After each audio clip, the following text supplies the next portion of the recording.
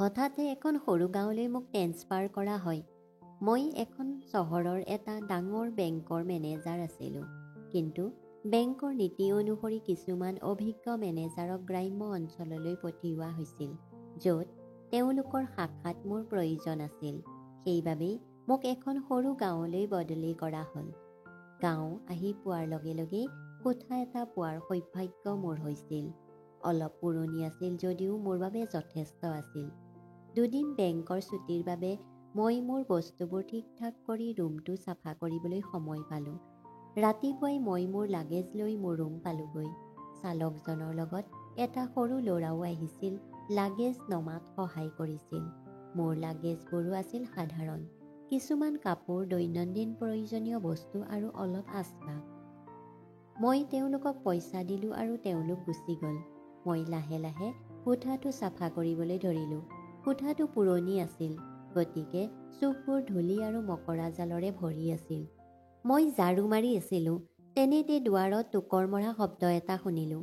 মই ভাবিছিলোঁ শব্দটো হয়তো আন ঠাইৰ পৰা আহিছে, গতিকে মই আওকাণ কৰিলোঁ। কিন্তু তাৰ পিছত আকৌ আহিল। আচৰিত হৈ মই দুৱাৰৰ ফালে চালোঁ আৰু দেখিলোঁ যে তাত এগৰাকী মহিলা থিয় হৈ আছে। তাই হাতত এটা বেগ লৈ আছিল আৰু তাই সহজভাৱেই ক'লে, "নমস্কাৰ, মোৰ নাম ৰাধিকা। মই কাষৰ ঘৰটোতেই থাকোঁ।"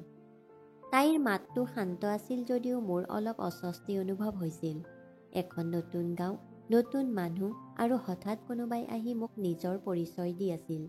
মোৰ বাবে অলপ আচহুৱা আছিল। খন্তেক সময়ৰ বাবে মই আচৰিত নোহোৱাকৈ থাকিব নোৱাৰিলোঁ। মই একো ক'ব পৰা নাছিলোঁ। তাই মোৰ অস্থিৰতা অনুভৱ কৰিলে, গতিকে তাই আৰু ক'লে, "মই ইয়াতেই থাকোঁ। আপুনি বেংকত কাম কৰিবলৈ আহিছে নহয়? এইটো আমাৰ গাঁৱৰ বেংক।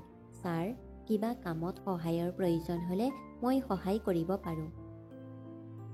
ৰাতিপুৱা 6 বজাত পানী আহে আৰু 6:30 বজাত গুচি যায়, গতিকে প্ৰতিদিনেই পানী ভৰাই ৰাখিব লাগে। এইটোৱে মোক অলপ হাঁহিবলৈ বাধ্য কৰালে, কাৰণ মই লগে লগেই পানী ল'ব লগা হৈছিল আৰু কোনো প্ৰস্তুতিও কৰা নাছিলোঁ। তাই সুধিলে, "এতিয়া পানী লাগে নেকি?" মই হয় বুলি ক'লোঁ। তাই ঘৰলৈ গ'ল। তাই যোৱাৰ পিছত মই আকৌ ভাবিবলৈ ধৰিলোঁ, এই ৰাধিকা কোন হ'ব পাৰে? কিন্তু মই জানিছিলোঁ যে গাঁৱৰ মানুহে বহুত সহায় কৰে, গতিকে মই ইয়াৰ বিষয়ে বিশেষ একো নাভাবিলোঁ। মোৰ বস্তুবোৰ ভালদৰে চিডিল কৰি ল'লোঁ। বেৰত সৰু ৱাৰ্ডৰব এটা নিৰ্মাণ কৰা হৈছিল, যেন কোঠাটোৰ এটা অংশ। মোৰ বস্তু কেইটামান তাত থৈ দিলোঁ। একেটা ৱাৰ্ডৰবতে থকা সৰু ট্ৰাংকত এটাত কাপোৰবোৰ ৰাখিলোঁ। কোঠাটোৰ আকাৰ সৰু হোৱাৰ পিছতো সকলোবোৰ পৰিপাটিকৈ সজাই ল'লোঁ, ঠিক মোৰ ভাল লগা ধৰণেৰে। সৰু বাথৰুম এটাও আছিল। বেৰত কিছুমান বস্তু থৈ দিলোঁ। এনে লাগিল যেন বাথৰুমটো মোৰ দৈনন্দিন প্ৰয়োজন পূৰণৰ ঠাই। হঠাৎ মোৰ জ্ঞান আহিল আৰু দেখিলোঁ যে মহিলাগৰাকী দুৱাৰমুখত থিয় হৈ আছে, ঠিক আগতেই দেখাৰ দৰেই। কিন্তু এতিয়া তাইৰ কঁকালত পানীৰ পাত্ৰ এটা। পাত্ৰটোৰ ওজন তাইৰ পাতল বেঁকা কঁকালত স্পষ্ট হৈ পৰিছিল। তাই অলপ বেঁকা হৈ পৰিছিল, যেন তাই মোক পানী দিবলৈ ব্যাকুল হৈ পৰিছে। "ছাৰ, মই জানো আপোনাক পানী লাগে, কিন্তু মোৰ হাতত বেছি পানী নাই। মোৰ হাতত মাত্ৰ এটাই পাত্ৰ আছে, যিটো মই আপোনাক দিব আহিলোঁ। তাৰে আজি কটাওক আৰু ৰাতিপুৱা পানী ল'ব।" তাই সহজভাৱেই ক'লে। তাইক ধন্যবাদ দি তাইৰ ফালে কেইখোজমান আগবাঢ়িলোঁ। তাইৰ হাঁহিমুখীয়া চকুকেইটাৰ সৌন্দৰ্যই মোক খন্তেক সময়ৰ বাবে পাহৰিবলৈ বাধ্য কৰালে যে মই কেৱল পানীহে আনিবলৈ ওলাইছোঁ। তাইৰ হাতৰ পৰা কলহটো লৈ ভিতৰত থৈ দিলোঁ। মহিলাগৰাকী তেতিয়াও থিয় হৈ আছিল, মুখত শান্ত আৰু বুজাবুজিৰ ভাৱ এটা। "ছাৰ, আপুনি ইয়াত নতুন, কাকো চিনি পোৱা নাই। কিবা প্ৰয়োজন হ'লে মোক জনাব", তাই মৃদুভাৱে ক'লে। মই তাইৰ ফালে চালোঁ আৰু ক'লোঁ, "ধন্যবাদ", আৰু তাইৰ দৃষ্টি আকৌ এবাৰ মোৰ ফালে কেন্দ্ৰীভূত হ'ল। এতিয়া তাই লাহে লাহে ঘূৰি চালে। তাইৰ খোজত এক মাদকতা আছিল, যেন বতাহজাকে তাইৰ দিশে বলিছে। মই তাইৰ ফালে চাই থাকিলোঁ। তাইৰ সৌন্দৰ্য যেন ভগৱানে তাইক বৰ আজৰি লৈ সৃষ্টি কৰিছে। তাইৰ ওঠ দুটা একেবাৰে ৰঙা হৈ পৰিছিল আৰু তাই পিন্ধিছিল এটা ধুনীয়া ব্লাউজ। তাইৰ শৰীৰটো ইমানেই মনোমোহা যেন লাগিছিল, তাইৰ বক্ৰ আকৃতিৰ মাজত কিবা এটা আছিল যিটো বৰ্ণনা কৰাটো কঠিন আছিল। গাঁৱৰ কষ্টৰে ভৰি থকা তাইৰ চিকন কঁকাল আৰু শক্তিশালী বাহু আৰু সেই কষ্টৰ মাজত লুকাই থকা তাইৰ সৌন্দৰ্য, যেন মোৰ সন্মুখত কোনো অপ্সৰা আবিৰ্ভাৱ ঘটিল। তাই গুচি গ'ল, কিন্তু মই দুৱাৰখনলৈ চাই থাকিলোঁ, যেন তাইৰ সৌন্দৰ্য আৰু তাইৰ নিস্বাৰ্থ মৰমৰ প্ৰভাৱ মোৰ মনত চিৰদিনৰ বাবে খোদিত হৈ গৈছে। তাইৰ প্ৰতিটো খোজ চাই অলপ সময় থিয় হৈ থাকিলোঁ, কিন্তু কিছু সময়ৰ পাছত পুনৰ স্থিৰ হৈ পুনৰ কামত লাগি গ'লোঁ। কোঠাটো ঠিক কৰি থাকোঁতেই সময় কেনেকৈ পাৰ হৈ গ'ল মই গম পোৱা নাছিলোঁ। খৰধৰকৈ সকলো কাম শেষ কৰি অলপ সময় জিৰণি ল'বলৈ গ'লোঁ। সৰু বিচনাখনত বিচনা চাদৰ এখন মেলি দিলোঁ। তাৰ ওপৰত শুই পৰি মই সকাহৰ উশাহ এটা ল'লোঁ। অলপ জিৰণি লোৱাৰ পিছত মোৰ সতেজ অনুভৱ হ'ল। লগত লৈ অহা বাতৰি কাকতখন খুলি পঢ়িবলৈ ধৰিলোঁ। মোৰ মনটো বাতৰি কাকতৰ শব্দবোৰত ডুব গৈ আছিল যদিও অলপ পিছতে দুৱাৰমুখত আকৌ এবাৰ চিনাকি ছাঁ এটা দেখা গ'ল। সেইজনী মহিলাই আছিল। এইবাৰ তাই টোকৰ নিদিলে, কেৱল তাইৰ উপস্থিতিৰ কথা জানিবলৈ লাহেকৈ কাহ এটা মাৰিলে আৰু ক'লে, ছাৰ, মই আপোনালৈ খাদ্য অলপ আনিব লাগিবনে? মই হাঁহি এটা মাৰি উত্তৰ দিলোঁ, নাই নাই, মই নিজৰ সকলো বস্তু লৈ আহিছোঁ। মই ৰান্ধিব জানো, গতিকে মই নিজেই ৰান্ধিম। তাই অলপ সময় থমকি ৰ'ল। তাইৰ চকু দুটা কৌতূহল আৰু চিন্তাৰে ভৰি পৰিছিল। তাই ক'লে, ঠিক আছে, মই আপোনাৰ বাবে পাচলি অলপ আনিছোঁ। তাইৰ হাতৰ প্ৰতি মোৰ দৃষ্টি আকৰ্ষণ হোৱাৰ বাবে মই তাইক কোনো উত্তৰ নিদিলোঁ।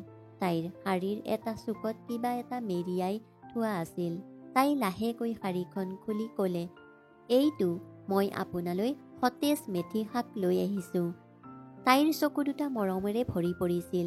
তাই মেথি শাকৰ মুঠাটো মোৰ ওচৰলৈ আগবঢ়াই দিলে, যেন তাইৰ হৃদয়ৰ মৰম সেই শাকবোৰলৈ ৰূপান্তৰিত হৈছিল। লাহে লাহে তাইৰ ওচৰলৈ গৈ তাইৰ হাতৰ পৰা শাকবোৰ লৈ ল'লোঁ।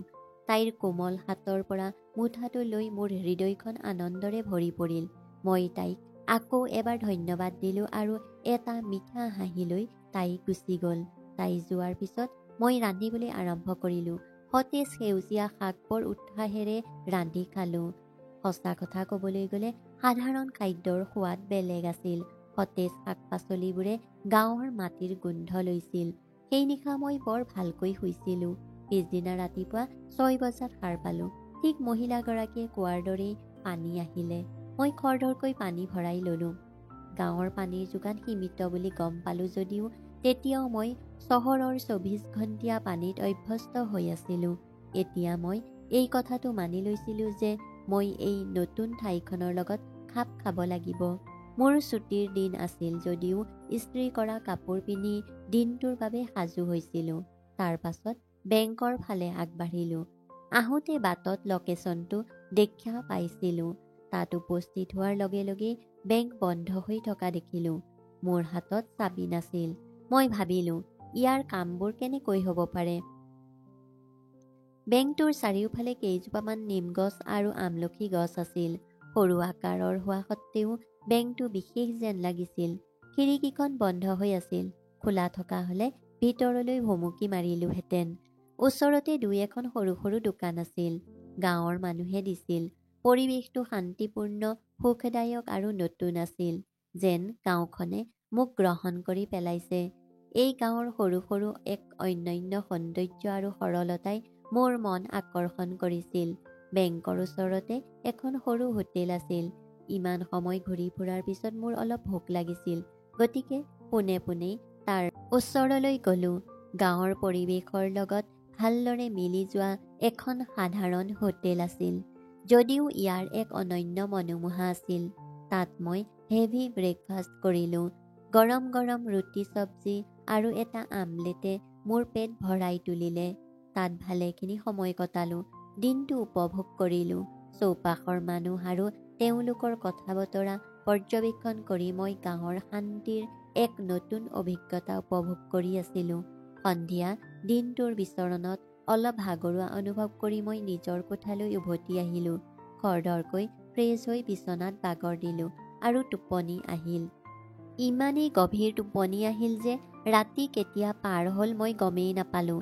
পিছদিনা ৰাতিপুৱা সাৰ পাই খৰধৰকৈ সাজু হ'লোঁ। আজি বেংকত মোৰ প্ৰথম দিন আছিল। গতিকে মই নাৰ্ভাছ আৰু আনন্দ দুয়োটাতেই আছিলোঁ। বেংক আহি পোৱাৰ লগে লগে সকলোৱে মোক বৰ মৰমেৰে আদৰণি জনাইছিল। তাত মানুহ বেছি নাছিল যদিও তেওঁলোকৰ কামবোৰ পৰিপাটি আছিল। তেওঁলোকে মোক বেংকত বস্তুবোৰ ক'ত ৰখা হৈছে আৰু কেনেকৈ ব্যৱহাৰ কৰিব লাগে সেই কথা ক'লে। মই উৎসাহেৰে কামত লাগিলোঁ। সন্ধিয়া 5:30 বজাত কাম শেষ কৰি নিজৰ কোঠালৈ উভতি আহিলোঁ। উভতি অহাৰ পথত 2টা কণী আৰু এটা ব্ৰেড কিনি আনিলোঁ। সেইদিনা মই কণী ভুজিয়া বনাম বুলি সিদ্ধান্ত লৈছিলোঁ। মই খাবলৈ লৈছিলোঁহে, ঠিক তেতিয়াই সেই মানুহজনী আহিল। দুৱাৰখন খোলা আছিল, গতিকে তাই সোমাই আহিল। মই তাইৰ মুখখনলৈ চালোঁ। তাইৰ মুখত কিবা এটা কোৱাৰ ইচ্ছা স্পষ্টকৈ দেখা গ'ল। তাই কথা কোৱাৰ আগতেই মই ক'লোঁ, আহা অলপ খাবা। তাই অলপ হাঁহি মাৰি ক'লে, আপুনি খাওক, মই নাখাওঁ। তাইৰ কথাবোৰে মোৰ ওপৰত গভীৰ প্ৰভাৱ পেলাইছিল। মই তাইক বহিবলৈ ক'লোঁ। তাই চকীখনলৈ চালে। বহিবৰ বাবে আছিল যদিও তাই যেন সংকোচ কৰিছিল। মই আকৌ জোৰ দিলোঁ, প্লিজ বহা। তাই লাহে লাহে বহিল আৰু কথা পাতিবলৈ ধৰিলে। আজি তাই পিন্ধিছিল নীলা শাৰী আৰু ৰঙা ব্লাউজ। সেই সাধাৰণ সাজ-পোছাকতো তাইৰ সৌন্দৰ্য জিলিকি উঠিছিল। তাইৰ সৰলতাত এক অনন্য মনমোহা আছিল। অলপ পিছত তাই চিৰিয়াছ হৈ ক'লে, মোৰ আপোনাৰ ওচৰত এটা কাম আছে। তাইৰ সুৰটো বেলেগ আছিল। মই আচৰিত হৈ পৰিলোঁ। মই ভাবিলোঁ, এই মহিলাগৰাকীক মোৰ পৰা কি প্ৰয়োজন হ'ব পাৰে। মই গাঁৱত নতুন আছিলোঁ, কাকো চিনি পোৱা নাছিলোঁ। গতিকে এই সকলোবোৰ মোৰ বাবে নতুন আছিল। তাই কি কৈছে বুজি পাই সুধিলোঁ, কোৱা কি কাম? তাই খন্তেক সময় নিমাত হৈ থাকিল আৰু তাৰ পিছত দীঘলকৈ উশাহ এটা লৈ ক'লে, আমাৰ। তাই আমাৰ বুলি কোৱাৰ লগে লগেই মই গম পালোঁ তাই মোক তাইৰ স্বামীৰ বিষয়ে কিবা এটা ক'বলৈ ওলাইছে। তাই আৰু ক'লে, আমাৰ তেওঁৰ কোনো কাম নাই। তেওঁ গোটেই দিনটো ঘৰতে থাকে, মদ খায় আৰু ইফালে সিফালে ঘূৰি ফুৰে। আপোনাৰ বেংকত কেৰাণী বা পিয়নৰ সৰু চাকৰি এটা পালে বহুত ভাল হ'ব। তাইৰ কথাত এটা বেদনা আৰু তাইৰ গিৰিয়েকক লৈ চিন্তিত, তাৰ ভৱিষ্যতক লৈ চিন্তা আৰু আশাৰ অনুভৱ। মই মনতে ভাবিবলৈ ধৰিলোঁ যে মই ইয়াত নতুন। মই মাত্ৰ বেংকত যোগদান কৰিছোঁহে আৰু মই এতিয়াও ইয়াত কৰ্মচাৰীৰ সঠিক বুজ লোৱা নাই। গতিকে মই তাইক ক'লোঁ, হয় নিশ্চয়। যদি পদ খালী আছে তেন্তে মই আপোনাৰ স্বামীৰ বাবেই চাকৰি এটা দিবলৈ যৎপৰোনাস্তি চেষ্টা কৰিম। এই কথাবোৰ শুনি তাইৰ মুখত হাঁহি এটা ওলাই আহিল। তাই মোক সিহঁতৰ ঘৰলৈ আহাৰ খাবলৈ আমন্ত্ৰণ জনালে। মই ক'লোঁ, ঠিক আছে, যদি মই কেতিয়াবা নাৰান্ধো তেন্তে নিশ্চয় আহি খাম। তাইৰ চকুত এটা আস্থা আছিল আৰু তাই নিশ্চিতভাৱে হয় বুলি ক'লে। তাইৰ কথা আৰু তাইৰ পিন্ধা সহজ সেই শাৰীখনৰ সৌন্দৰ্য, ৰঙা ব্লাউজটো আৰু কাপোৰৰ মাজেৰে স্পষ্টকৈ দেখা পোৱা তাইৰ আকৃতিটো সকলোবোৰেই মোক আকৰ্ষণ কৰি তুলিছিল। পিছত আহিম বুলি কৈ তাই গুচি গ'ল আৰু মই অকলে কোঠাটোত বহিলোঁ। সেই ৰাতি মোৰ টোপনি নাহিল। এই নতুন ঠাইখনৰ নিসংগতাত সেই সুন্দৰী মহিলাগৰাকীয়ে মোৰ হৃদয়ত এটা মন্ত্ৰ ধৰি ৰাখিছিল। তাইৰ মিঠা হাঁহিটো, তাইৰ কোমল সূক্ষ্ম গতিবিধি আৰু মোৰ লগত কথা পতাৰ ধৰণ সকলোবোৰেই মোক বিচলিত কৰি তুলিছিল। মই চকু মুদি থাকিলেও তাইৰ প্ৰতিচ্ছবিখন মোৰ চকুৰ আগত জিলিকি থাকিল। 2 দিন এনেকৈ পাৰ হৈ গ'ল। দেওবাৰ আছিল, মোৰ বন্ধ আছিল। সেইদিনা ৰাতিপুৱা অলপ দেৰিকৈ সাৰ পালোঁ। ফলত টেপৰ পানী ভৰোৱা নহ'ল। দুৱাৰৰ ওচৰলৈ আহি তাইক দেখা পোৱাৰ আশাত ইফালে সিফালে চালোঁ, কিন্তু তাই নাছিল। তাইৰ ঘৰলৈ যোৱাৰ কথা মনলৈ আহিল, কিন্তু ইমান হঠাৎ কাৰোবাৰ ঘৰলৈ কেনেকৈ যাব পাৰোঁ। সেয়ে মই মোৰ কোঠাত বহিলোঁ। অলপ পিছতেই তাই আহি পালে, যেন মই তাইৰ বাবেই অপেক্ষা কৰি আছিলোঁ, আৰু তাইৰ আগমনে মোক সকাহ দিলে। তাই দুৱাৰ মুখত হাঁহি হাঁহি থিয় হৈ ক'লে, সকলো ঠিকেই আছেনে ছাৰ? মই অলপ হাঁহি মাৰি ক'লোঁ, হয়, সকলো ঠিকেই আছে, কিন্তু আজি অলপ চিন্তিত হৈ পৰিছোঁ। তাই কৌতূহলেৰে সুধিলে, কি হ'ল? আজি অলপ দেৰিকৈ সাৰ পাই পানী ভৰাবলৈ নহ'ল, মই উত্তৰ দিলোঁ। এই কথা শুনি তাই হাঁহিলে। মই তাইৰ নিস্তব্ধ মনোমোহা ফিগাৰটোৰ পৰা চকু আঁতৰাব নোৱাৰিলোঁ। তাই পিন্ধিছিল এটা বাদামী ৰঙৰ ব্লাউজ, যিয়ে তাইৰ সৌন্দৰ্য স্পষ্টকৈ দেখুৱাইছিল। মোৰ মাজত এটা অদ্ভুত হেঁপাহৰ সৃষ্টি হ'ল, তাইক চাবলৈ, তাইৰ ওচৰত থাকিবলৈ, তাইৰ সৌন্দৰ্যৰ কথা ভাবিবলৈ। মই নিজকে নিয়ন্ত্ৰণ কৰিব পৰা নাছিলোঁ। হঠাৎ তাই ক'লে, কি হৈছে ছাৰ, আপুনি কি ভাবিছে? তাইৰ মুখত সামান্য হাঁহি এটা আৰু চকুত এটা অদ্ভুত জিলিকনি। মই তাইৰ ফালে চাই ভাবিলোঁ, মই আচলতে বিচৰাখিনি তাই মোক নিদিয়ে। ভাবি থকা কথাখিনি উত্থাপন কৰিবলৈ মোৰ সাহস নাছিল। তাইৰ কথাবোৰ, তাইৰ সূক্ষ্ম গতিবিধি আৰু তাইৰ মনোমোহা চেহেৰাটোৱে মোক আৰু অধিক বিচলিত কৰি তুলিছিল। তাই হাঁহি এটা মাৰি ক'লে, ছাৰ, আপোনালৈ পানী অলপ আনোনে? তাইৰ মাতটোত মিঠা আছিল আৰু তাইৰ মুখত সন্মান আৰু চিন্তা আছিল। মই ক'লোঁ, হয়, পানী অলপ পালে ভাল হ'ব। গা ধুই ৰান্ধিব লাগিব। তাই ক'লে, ঠিক আছে, মই 2-3টা পাত্ৰত পানী দিম। যেন তাই ইতিমধ্যেই অনুমান কৰিছিল যে আজি মোৰ পানীৰ সমস্যা হ'ব। মই ভাবি আছিলোঁ, তাই এই কথা কেনেকৈ গম পালে?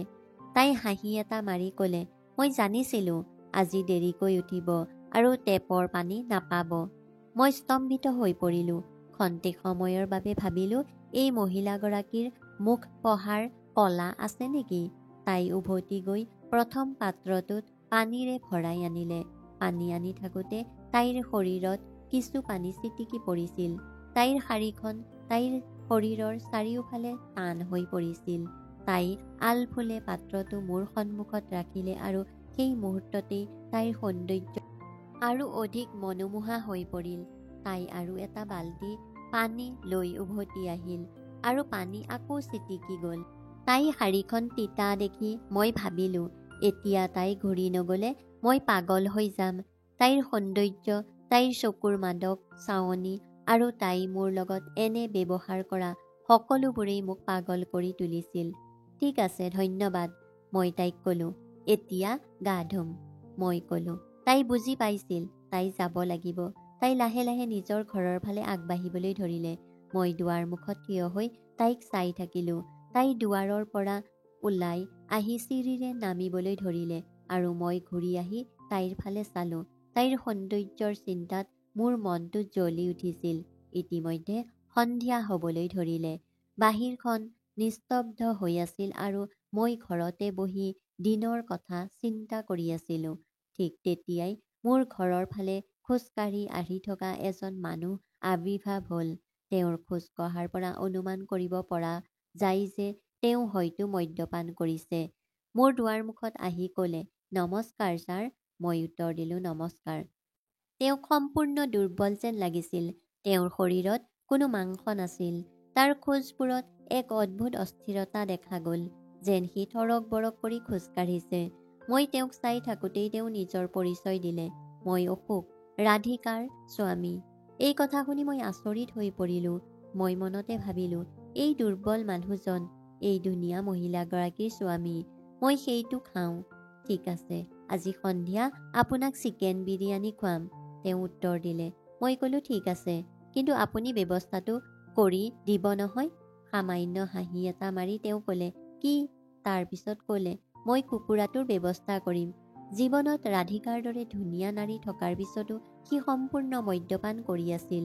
তাইৰ প্ৰতি কোনো গুৰুত্ব নিদিলে। মোৰ এনে লাগিছিল যেন তাইৰ দৰে পত্নী থাকিলে মই তাইক কেতিয়াও আওকাণ নকৰোঁ। মই তাইক সদায় সুখী কৰি ৰাখিম। ইতিমধ্যে সন্ধিয়া হৈছিল।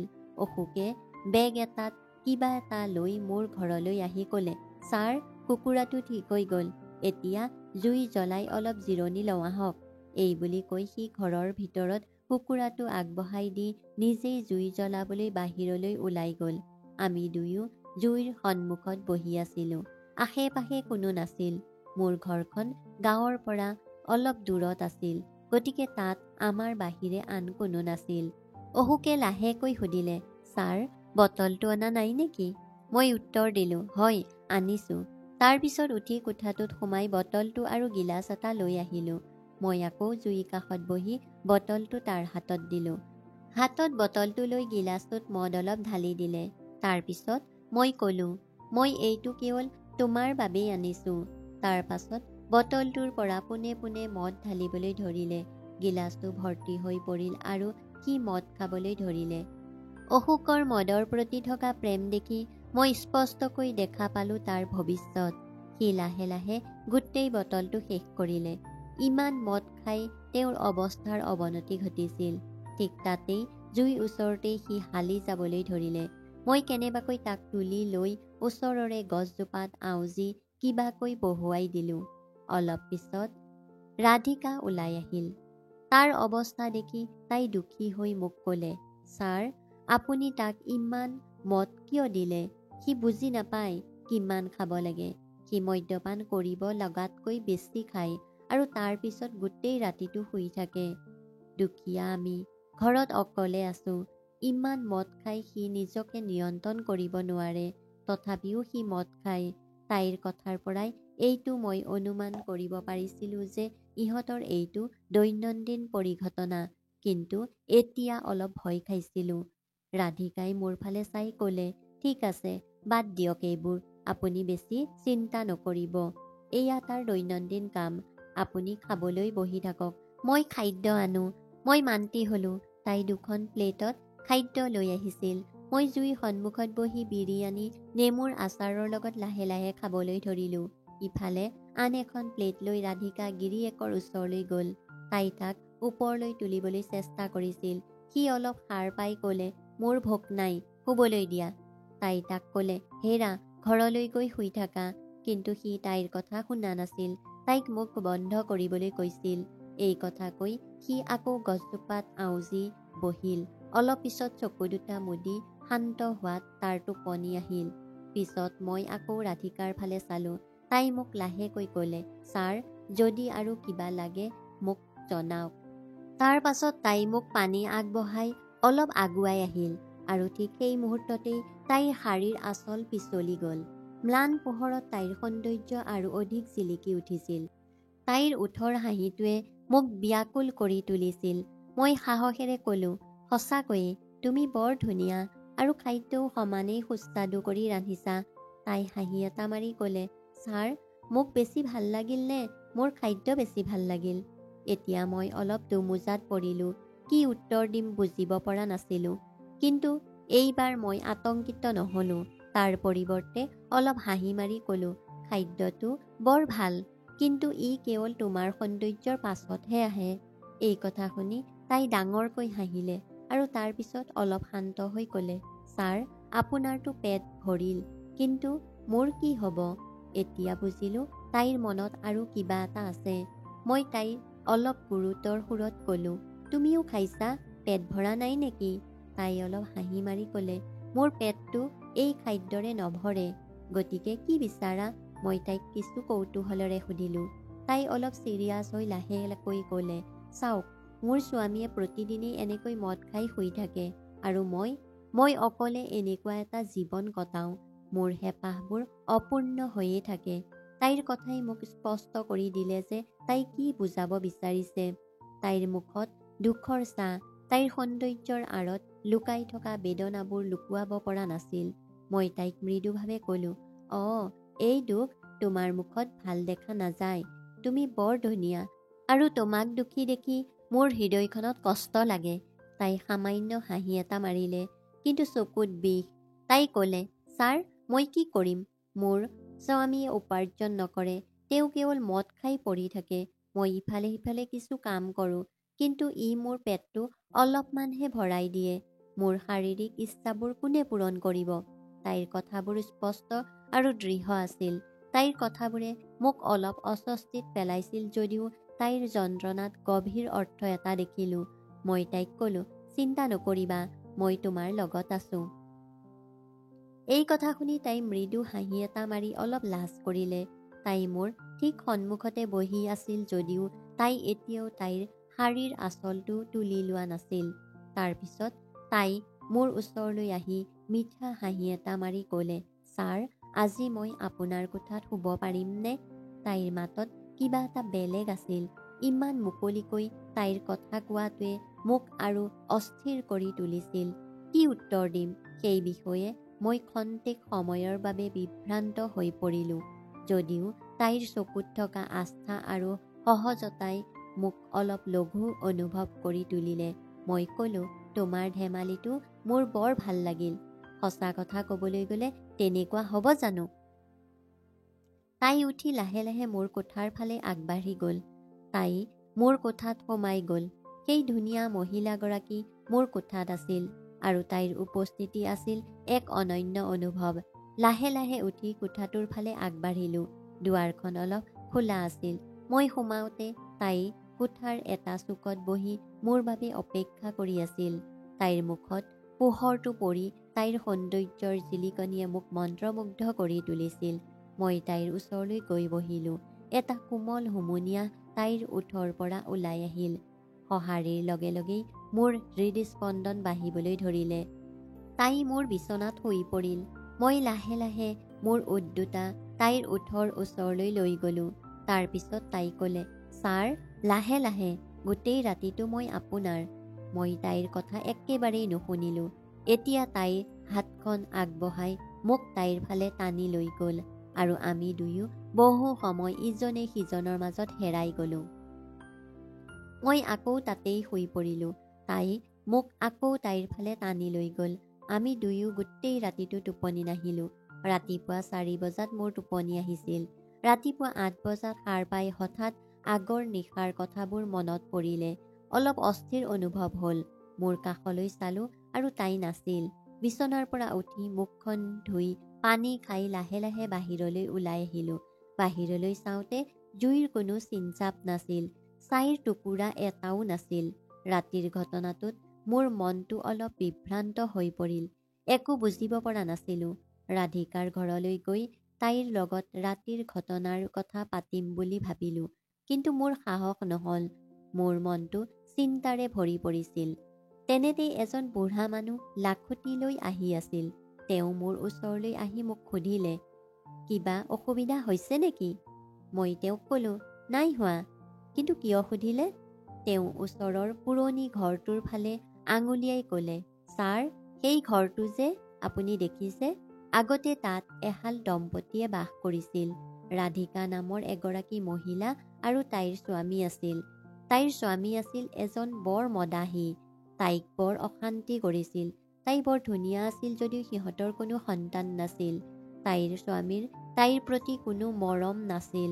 সেয়ে তাইৰ জীৱনটো অকলেই কটাইছিল। মই আচৰিত হৈ তেওঁৰ ফালে চালোঁ। তেওঁ কথাখিনি আগবঢ়াই লৈ গ'ল। তেওঁ ক'লে যে এদিন তাইৰ স্বামীৰ মৃত্যু হৈছিল, যাৰ ফলত তাই অতি অকলশৰীয়া হৈ পৰিছিল। তাই ধুনীয়া আছিল যদিও তাই অকলে থাকিছিল। অৱশেষত তাই নিজেই নিজৰ প্ৰাণ কাঢ়ি ল'লে। এতিয়া বুজিলোঁ যে যোৱা নিশা যিটো ঘটিছিল তাৰ অৰ্থ বেলেগ। মই তাৰ পৰা আঁতৰি আহিলোঁ। মোৰ মনটো সন্দেহ আৰু ভয়ৰ জালেৰে ভৰি পৰিছিল। এইকেইদিন লগ পোৱা ৰাধিকাজনী সঁচাকৈ আছিলনে? গোটেই ৰাতি মোৰ লগত থকা মানুহজন, সেই মহিলাগৰাকী গোটেই ৰাতি মোৰ লগত আছিলনে? সিহঁতৰ আত্মা মোৰ লগত আছিল। এতিয়া সেই ঘৰখনত মই অকলে আছিলোঁ যদিও যোৱা নিশা কাৰ লগত আছিলোঁ, সেই ভয় আৰু কৌতূহল দুয়োটাই মোৰ মনত বাঢ়ি আহিছিল। কিন্তু মই বেছি পলম নকৰি লগে লগে ৰেডি হৈ বেংক গ'লোঁ। সেইদিনা সোনকালেই ছুটী লৈ ঘৰলৈ ৰাওনা হ'লোঁ। এতিয়া মই ঘৰৰ পৰাই অহা যোৱা কৰোঁ। বন্ধু বান্ধৱীসকল, কিছুমান ঘটনা বিশ্বাস কৰিব নোৱাৰি যদিও যাৰ লগত এনে ঘটনা ঘটে তেওঁহে বুজে। ধন্যবাদ।